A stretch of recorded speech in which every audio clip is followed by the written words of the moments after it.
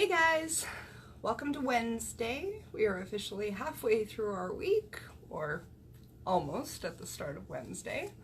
Alright, so today's tax talk is going to be fairly quick. We're just going to talk a little bit about home office expenses for your business.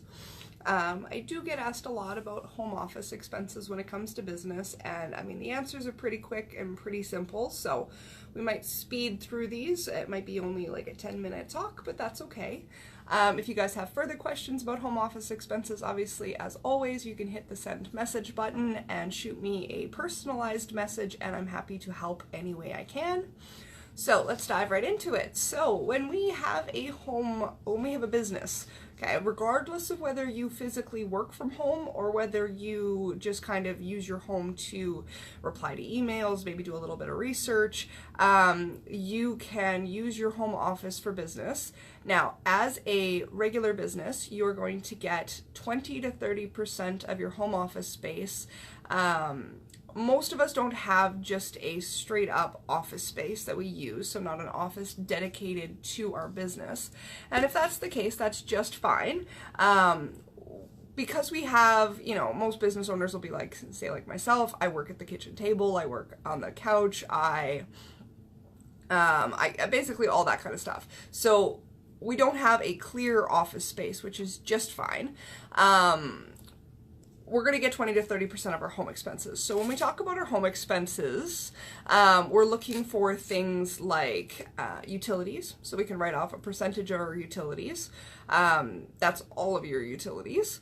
And then we're looking at property taxes, which is a big one. So in Edmonton, on average, here we pay between $4,500 a year and $11,000 a year on our property taxes. And that will be determined based on the size of your house and things like that.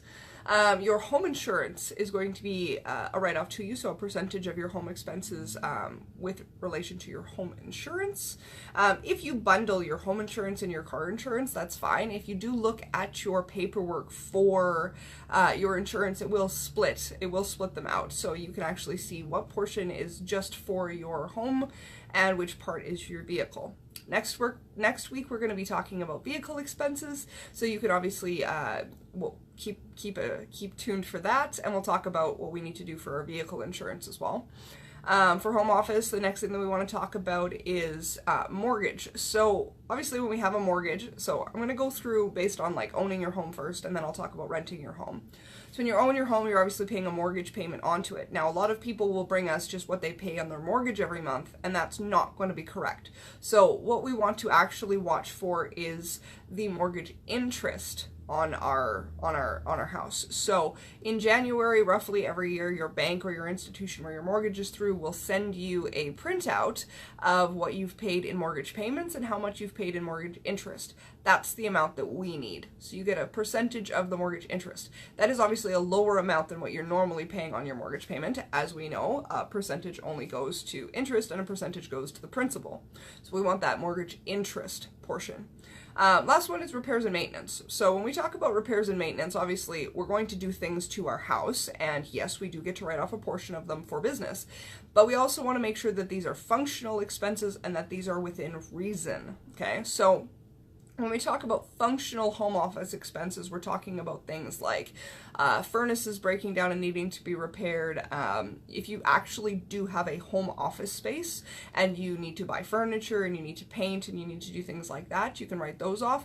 But it's not an excuse to go and paint your entire house or, put laminate flooring or hardwood flooring in your whole house and write it off. And, you can't landscape your house and write it off for business. Obviously, if you're a landscaper and you're showing off your skills and your house is kind of your example of what you're capable of, sure, we can talk about that. But for the rest of us, we don't get to write off landscaping our house. The reason I bring this up is because a lot of people will buy houses in new developments where you are responsible for doing the landscaping on your house. That is fine, but it is not a business write-off. Anything else is within reason. So we can write off portions of windows, sometimes we can write off portions of roofs, things like that, because those are functional repairs and maintenance in our home as far as things that go into, you know, being able to use our home for business or just our home in general.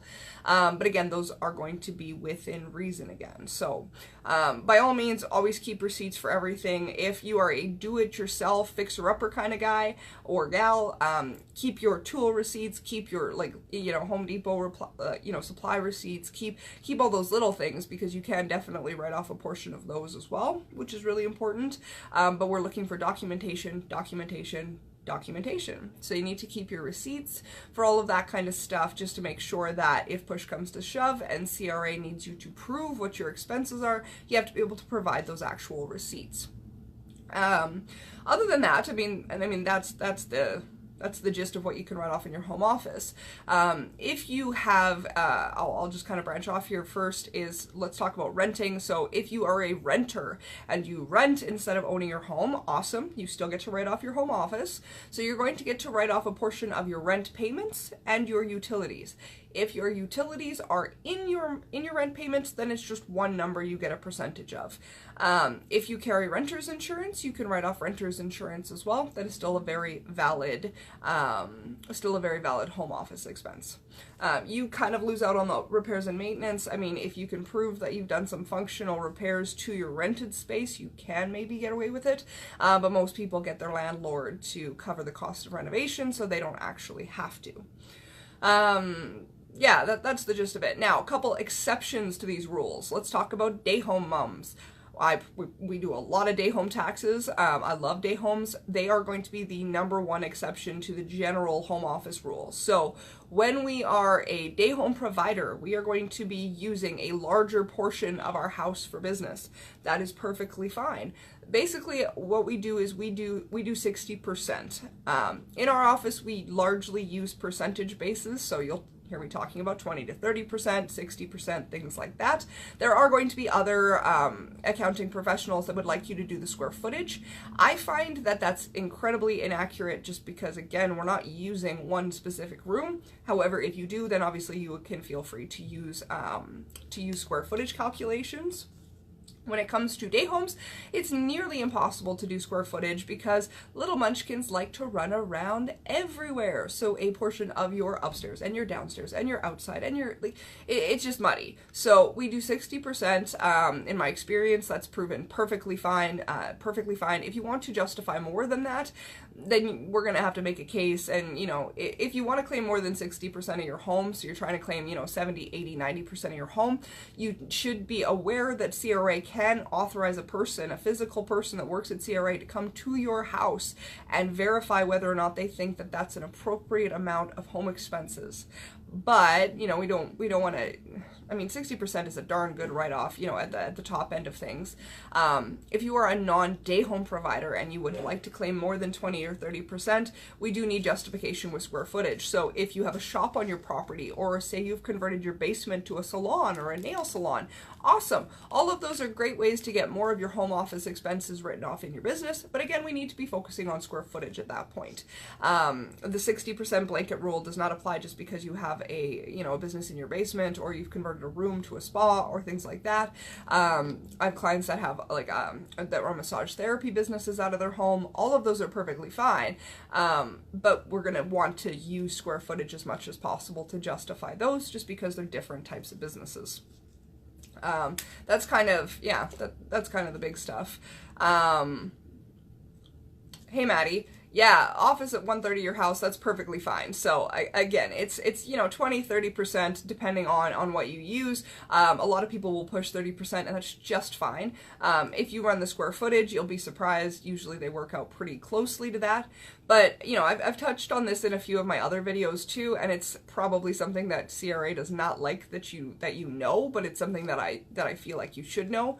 When you do have, say, a sole proprietorship, and we put your sole proprietorship on your personal taxes and we file your taxes, CRA actually only sees the gross income and the net income. They don't actually see a lot of the individual information in between. So they use your gross and your net income to determine whether or not they think that you're eligible for an audit. So if you use 20% or 30% or 40% or 100%, technically you can get away with murder until they actually audit you, but if you get audited and they have to deny it, then they're going to look at you more harshly going forward. There's not an exact science that says that if you were audited once you're going to be audited forever. That's a complete myth, so just put that out of your brain. But if they find that you've pushed the limits a little bit and you're doing more than you should, then of course there's going to be an option for them to go back and assume that you might try and do the same thing going forward. So again, we want to, just because they don't see all that individual information between point A and point B, doesn't mean that we shouldn't try and make the information inside that as truthful as possible, always. And be prepared to surrender that information if they ask. So I run the philosophy that says that just because you have not been audited does not mean you will not be audited. And audits are only scary if you have something to hide. So if you've got nothing to hide, audits are just fine. Obviously, they're a giant pain in the butt and they take a lot of time. But if you have nothing to hide, then there's no, there's nothing scary about an audit. If you're a client in our office, we do help you with those audits. So if you get any letters or, you need to send in documentation, you just contact us and we help you do all of it. But I don't feel like an audit should be triggered by your home office expenses. So let's try and keep that number reasonable. And again, just, there's lots of places we can write off expenses, and we don't want to push the limits and push our luck too much. So if you guys, like I said, on average, a homeowner will spend between $25,000 and $35,000 on their home in a given year. So even at 30% of that, that's a darn good write-off. Last thing I want to cover too is that, so say we have a sole proprietorship. So as a corporation, you can use your home expenses regardless. So you can create a loss, which just means negative retained earnings, using your home expenses, and it's no big deal. On the sole proprietorship side, so if we're filing you on your personal taxes and you have a low amount of income, so say you have less income than you have general expenses, so you've already created a loss using your general expenses, you cannot use your home office expenses to create a larger loss and thus create a larger refund. CRA has basically, they basically don't want people abusing that system. So if you say you make $5,000 and between your cost of goods, your meals, your cell phone, your internet, all that kind of other stuff, say you end up with $6,000 worth of expenses before you calculate your home office expenses. So you've already put yourself at a negative $1,000 loss, which is just fine. You won't be able to use your home office expenses. Basically, they just said they don't want people to, load up a tax refund based on like $6,000 worth of home expenses when they only made $3,000. It's just not how it works. But if you wanted to claim $5,000 worth of income and you had nothing else except for home office expenses, you could use the home office expenses to create that loss, but only to zero. So home office expenses alone are not going to create a negative, like they're not going to create a loss for you to capitalize on your sole proprietorship.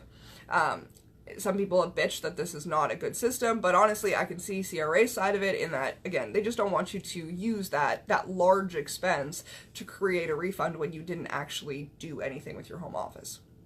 Or sorry, you didn't make a lot of money. So I mean, always prepare the information when you come get your tax return done, and then it's somebody like my job to tell you whether or not you can use them or not. So you do want to be tracking all those things regardless. And if you have, say, home office repairs and maintenance and you can't use them in one given year, you can also carry them forward to the next year. We're not going to carry compounded like utilities and mortgage interest and home insurance and things like that, property taxes, but we will carry forward home office repairs and maintenance. So the general rule of thumb with expenses on your taxes is that if you don't use them in a previous year, you can use them in a later year, which is great because, again, if we made lower income one year and then we know the next year is going to be higher income, we can even just choose to save them and carry them forward and use them on the next year. As long as you can prove that they weren't claimed previously, you can claim them in a later year. So there are lots and lots and lots of tips and tricks when it comes to home office expenses, and when it comes to, expenses in general on your business. It's just about getting that know-how. So hopefully you guys are finding these quick tax talks helpful and providing a little bit of information for you guys when it comes to filing your taxes. Again, if you have more specific questions that you'd like answered, then all you need to do is hit that send message button, shoot me a message, or you can email us. The email address or the contact information on our website is the easiest way to do that, or you can book a no-cost consultation and come and actually sit down with me or one of my associates in person, and we will run through that information with you guys and cater it more specifically to your business. But if you guys are not taking advantage of these things, then you need to start. Maddie just asked about cell phone bills. So yes, your cell phone can be used for business. So when we talk about utilities when it comes to home expenses, I don't include internet and cell phone in that because you can claim those at much higher percentages.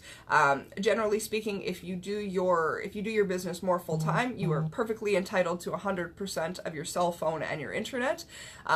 Cell phone justification is that you could be liable to pick up your call for business any given time, so you need to be available, and then you use your internet for research and development, running your website, replying to online messages, doing advertising. Essentially, we're a very digital world, so a lot of what we do is definitely on the internet. And quite frankly, you know, if you claim 100% of your cell phone and 100% of your internet, you're probably looking at less than $2,500 for the year, with the exception of the few people that do pay closer to $200 a month for their cell phone. Even on a full-fledged business plan with everything all included and, you know, 12 gigabytes of data, I pay about $125 a month for my business cell phone. So, I mean, it's not adding up to, you know, huge ungodly amounts that are going to get us into trouble. So absolutely, you should be writing off your cell phone and your internet on your taxes, but those do not go under home office expenses. They go under general expenses. If you guys are in need of a quick cheat sheet of things that you can write off for business, just shoot me a message or shoot me an email, and I can send you over my cheat sheet for small business write-offs. It does cover how much percentage of things you can write off, including your cell phone and internet, which are included under general expenses. So if you guys have more questions about that, feel free to shoot me a message and I will pass that along to you. Yeah, other than that, that's our tax talk on home office expenses. If you guys have any more questions, if you want to pop a comment in the next 2 minutes, that'd be great. Otherwise, we're going to wrap this video up. Keep it quick and simple for you guys today. This will be, so it's through the event for today's tax talk, but it will always show on my Danielle's SOS Bookkeeping Facebook page, and then I'm going to share it into the tax tips group. If you guys are looking for more general tips on taxes, leadership, career development, things like that, then you need to join our Tax Tips Personal and Business Facebook group. It is linked on Danielle's SOS Bookkeeping Facebook page, or you can just search it in the bar. Thank you to everybody that's joined so far. We have close to 200 members, which is pretty awesome. And then obviously it's a great forum to just ask questions or share posts or share stories or share struggles and, you know, relate to other people that are going through the same things that you guys are. If you guys have, again, more questions or need more advice, please shoot me a message, send me an email, and I'm happy to help you guys out. Next week, we are doing a talk on vehicle expenses. So everything you need to know about vehicle expenses, we'll go through different methods on how to calculate those, what you need to know. But again, same general rule of thumb in the meantime is you need to keep all your receipts for everything. It is always a good rule of thumb. Worst case scenario, you keep too many receipts and you don't need them, which is always a better position to be in than I wish I had kept my receipts and now I have no write-offs because I didn't do that. So I hope you guys have a fantastic rest of your week. It's Wednesday. We're on the downslide to Friday, which is fantastic. Also, just so that you guys know, I am out of the office next week on holidays before kiddos go back to school, but I will have limited access to email, and if you guys need anything, you can call our office, and my staff is very happy to help you guys with anything in the meantime. Thank you guys for tuning in. I appreciate your time spent with me this morning talking about home office expenses. And if you guys continue to enjoy these talks, make sure you leave me some feedback so I know what you guys would like to hear about, and we'll go from there. You guys have a great week. Thanks.